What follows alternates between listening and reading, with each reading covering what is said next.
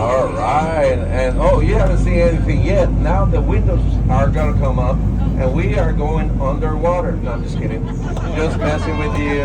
He's like, yeah. I said that on one of the tours, and a girl started crying all the way in the back. I was like, oh my goodness, I have to go over there, right? And I went there. I was like, I'm sorry, honey. I didn't mean to scare you. And the mom was like, no, no. She is disappointed that we're not going underwater. That's what she's crying. I was like, okay. I guess that could happen.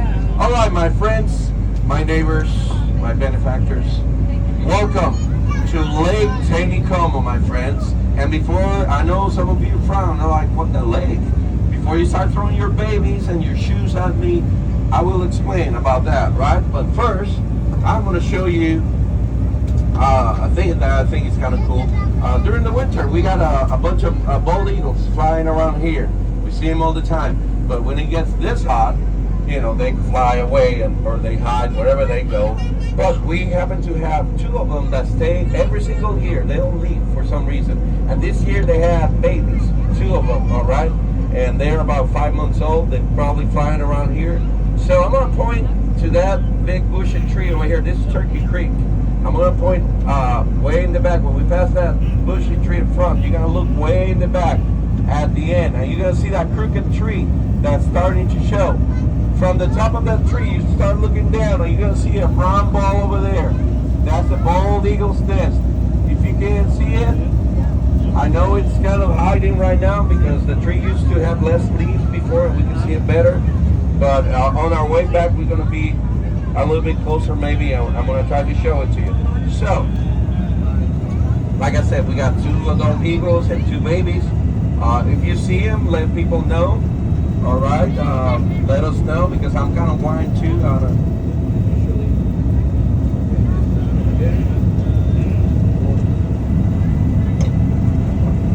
Check. There you go. We're back.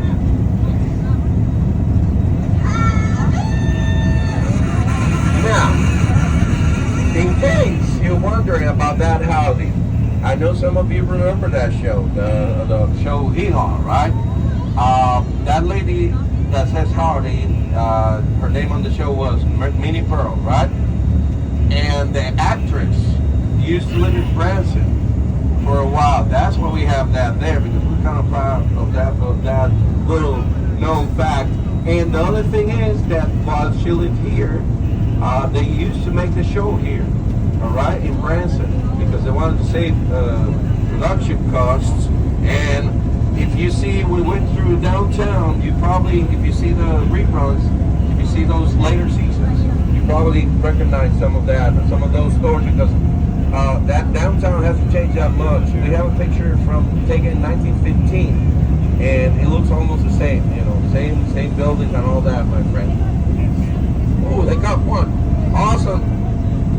Yeah, people, if you don't catch a fish on this lake, you need to reassess your life. Because let me tell you, back there we have a Temple Rock Dam about 5 miles that way, right? And when they built that dam in 1959, this water over here used to be warm, all right? So back then, back in those days, that's why he's got the cap, you know, that says Bass Pro Shop. That's why that's called Bass Pro Shop, because we used to have bass and bluegill and all that. Back in those days, they used to do fishing tours.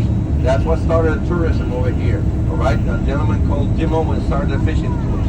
Now, that changed when they built the dam over there, because when they built that dam, which is, by the way, it's really, really deep dam. It's 239 feet deep, all right? When they built the turbines that pull the water for electricity, they put them the other way around. Instead of putting them near the top of the dam, they put them down there, 200 plus feet. Don't ask me why, I'm not an engineer, but they did that. So, they have to pull the water from that deep, and that water doesn't see Mr. Sunshine over there, so that water is freezing. So when they use that water and they release that water, it ends up over here on Lake Tanicomo. That's why if you stick your hand like this, you feel that coolness in the water. Because right now that water is 45 degrees cold, And that's why the government had to act quick to put more fish here. So we didn't lose the fishing industry, because bass cannot survive in cold water.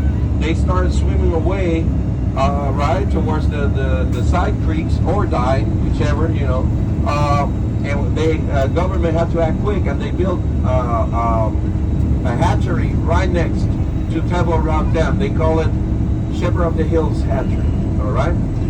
And they started hatching trout. That's what they caught over there, all right? We got two kinds of trout. We have rainbow trout and brown trout.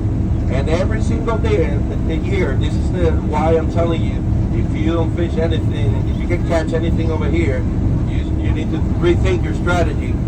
Every single year, they release 750,000 trout to this lake. That's 750,000 trout, my friend. If you can't catch one, I've seen kids near the shore with the little can, with the string going like that, and even they catch something. All right. So here we go. There we go. Let me hold this over here. We need to go wireless. This thing is not working for me. So there you go, my friends. That's why that water is that cold. Let's say howdy to those people over there.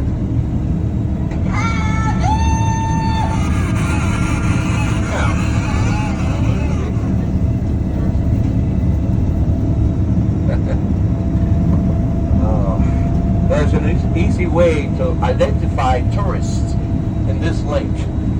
For example, those people over there. Pretty sure they're not from around here, because they don't have a wetsuit on them. If they knew about the temperature of the water, they probably have at least something more than a t-shirt. I've seen people shirtless around here. I'm like, they're definitely not from here, my friends. Because if you see them kayaking or jet skiing, my friend, if you fall in that water, you're going to find out. On one of the tours, I was telling people that, and there was a dude over here on a small boat with apparently a friend, a male friend, and his girlfriend. Because I knew he wanted to show up, because he went to the bow and he was about to jump. And people pointed at him, does he know? I'm like, he doesn't know. But dude, 45 degrees, I was yelling, and then he took the plunge, and as soon as he did, he came right up. Like, I tried to tell you, dude, I'm sorry, but thanks for the demo, by the way. They need to really know what was going on. Hello, there you